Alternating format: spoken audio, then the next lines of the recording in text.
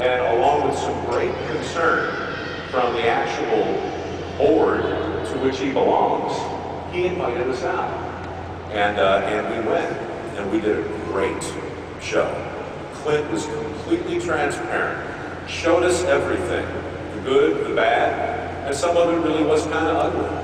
But it was fair.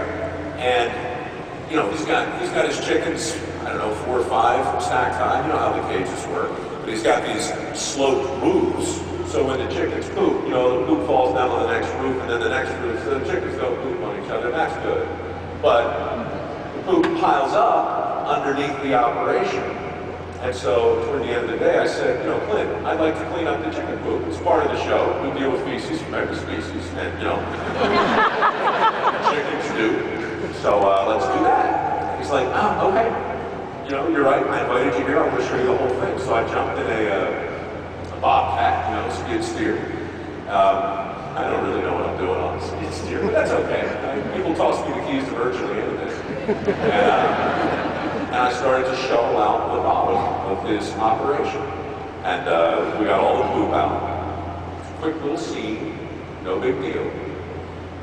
He takes the poop, by the way, and does something really cool with it on the farm, which a lot of you guys do too. Repurposes, gets energy out of it, et cetera, et cetera. We mentioned that in the story as well. The point of the story is to tell you that we were able on Dirty Jobs to show a very honest look at a very legitimate chicken operation in Arizona at a time when, as you know, all kinds of legislation's flying around.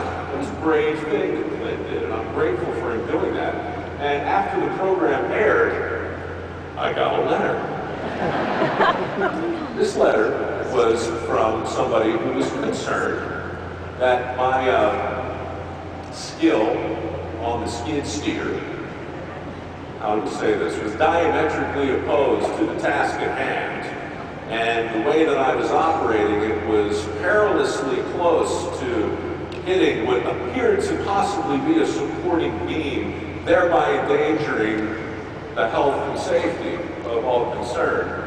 The letter was from OSHA. It wasn't the first one I got. And it's kind of like, you know, don't do that. You should not do that. It's a bad example. Gosh, you know, I mean, and you get it wrong.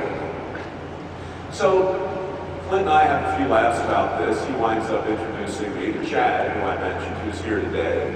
Way leads on to way. Everything's going fine, but the point is, it just seems like every time I go to a farm, there's some kind of issue. And I'm saying to myself, well, you know, how much weirder and how much more difficult